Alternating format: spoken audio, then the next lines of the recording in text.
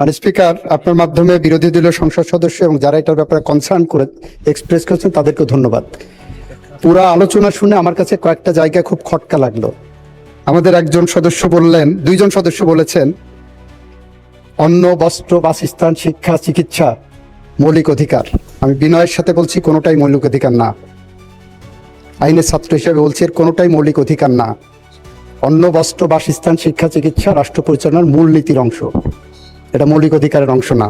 দ্বিতীয়ত হলো, এখানে ধারণা করা হচ্ছে পিজি হাসপাতাল যেভাবে উপস্থাপন করা হচ্ছে পিজি হাসপাতাল কোম্পানি করে দেওয়া হচ্ছে। মানসিকার পিজি হাসপাতাল is a statutory body. Statutory body হিসাবে তাদের যে অবজেক্ট ক্লজ আছে, যে অথরিটি দেওয়া আছে, পিজি হাসপাতাল রিসার্চ ওয়ার্ক করবে, পাঠদান করবে এবং চিকিৎসা দেবে। সেই অনুসারে পিজির যে বর্তমান স্ট্রাকচার আছে সেটা হবে। মাননীয় প্রধানমন্ত্রীর স্বপ্নের একটা পরিকল্পনা বাংলাদেশের চিকিৎসা ব্যবস্থাকে সাধারণ এবং গরিব মানুষের মধ্যে ছড়িয়ে দেওয়া। এখন আমার এখানে যাদের টাকা আছে তারা এভার কেয়ার অ্যাভেল করতে পারে, ইউনাইটেড অ্যাভেল করতে পারে, স্কয়ার হসপিটাল অ্যাভেল করতে পারে, কিন্তু যারা গরিব মধ্যবিত্ত তারা কিন্তু পিজি হাসপাতালে এসে যে স্বাভাবিক চিকিৎসাটা পান ওইটা নিচ্ছেন।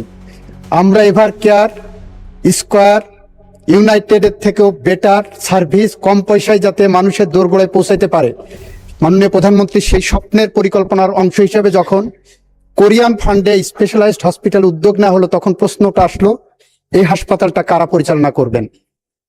তখন কথা হলো এটা পিজি হাসপাতাল পরিচালনা করবে।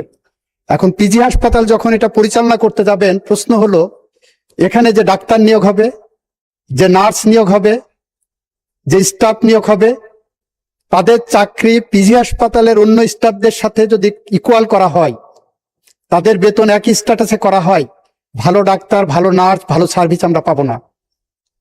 তখন আসলো প্রশ্ন, তাহলে কিভাবে করা যায়? তখন এই আইনের মধ্যে পিজি হাসপাতাল যে আইনে চলে সে আইনের একটা অ্যামেন্ডমেন্ট আনা হলো যে পিজি হাসপাতাল যদি মনে করে তার শিক্ষা এবং চিকিৎসাকে আরো ব্যাপ্তি ঘটানোর জন্য, আরো ছড়িয়ে দেওয়ার জন্য, আলো ছড়ানোর জন্য একটা কোম্পানি গঠন করতে পারবে, যে কোম্পানি রাইটলি আমাদের বিরোধী দলীয় নেতা বলেছেন কোম্পানি আইনের আওতায় সেকশন 29 নন প্রফিট কোম্পানি হতে পারে বা প্রফিটেবল কোম্পানি হতে পারে। সেই ধরনের একটা কোম্পানি করে তারা সেখানে চালাতে পারবে। এই যে নন প্রফিট করবে তার অন্যতম অবজেক্ট থাকবে কেউ যদি ডোনেট করতে চায় ওই স্পেশালাইজড হসপিটালে, সে ডোনেশনটা নিতে পারবে, পিজি হাসপাতাল পারবে না। এই কনসেপ্টটা আসছে মাননীয় স্পিকার। আমাদের দেশে দেখবেন ইবনে সিনা ট্রাস্ট আছে, আমাদের দেশে আছে ব্রাক এখন ব্যবসা করছে, আড়ং করছে, ব্রাক বিশ্ববিদ্যালয় করেছে, ব্রাক ব্যাংক করেছে। এই প্রশ্নটা আমাদের সুপ্রিম কোর্ট পর্যন্ত লিগ্যাল কোশ্চেন আসছিল, whether being a charitable organisation BRAC can do business. সেই প্রশ্নটা আমাদের অ্যাপেলেট ডিভিশনে মিস্টার জাস্টিস মাহমুদুল আমিন চৌধুরীর দেন চিফ জাস্টিসের নেতৃত্বে ফুল কোর্ট আমাদের বিধান দিয়ে গেছে যে আমরা কতদিন ভিক্ষার উপরে নির্ভর করব, বিদেশি সহায়তার উপর নির্ভর করে আমরা কি করে চ্যারিটি করব। সুতরাং চ্যারিটেবল অর্গানাইজেশন যদি ব্যবসা করে এবং সেই ব্যবসার পুরা টাকাটা, লভ্যাংশের পুরা টাকাটা যদি চ্যারিটি পারপাজে খরচ হয়, তাহলে that is also part of charitable work.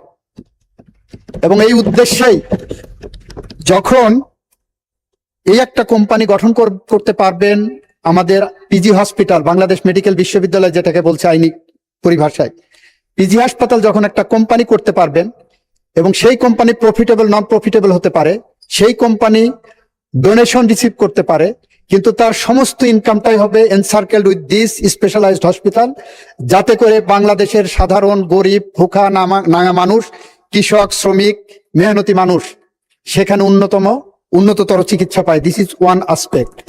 দ্বিতীয়ত হলো, আপনাদের ক্লিয়ার করার জন্য বলছি, এখানে যে দুইটা সেক্টরের শেয়ার হোল্ডার থাকবে, তার একটা সেক্টর হলো পিজি হাসপাতাল ইটসেলফ ইজ 90% শেয়ার হোল্ডার, এখানে কোনো ব্যক্তির কাছে কোনো শেয়ার যাবে না। আর 10% শেয়ার থাকবে গভর্নমেন্টের কাছে। Government can hold share. যেমন দেখেন সোনারগাঁ হোটেলের 100% শেয়ার হোল্ডারের মালিক হোটেল ইন্টারন্যাশনাল, যে কোম্পানির মালিক হলো গভর্নমেন্ট। ইন্টারকন্টিনেন্টালের 100% শেয়ারের মালিক গভর্নমেন্ট।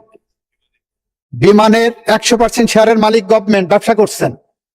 সার্ভিস সেক্টরে এখানে উন্নত। আপনি অক্সফোর্ড বিশ্ববিদ্যালয় চিন্তা করেন, অক্সফোর্ড বিশ্ববিদ্যালয় একটা ট্রাস্টের আন্ডারে চলে, ইবনে সিনা ভালো চিকিৎসা সার্ভিস দিচ্ছে বাংলাদেশে।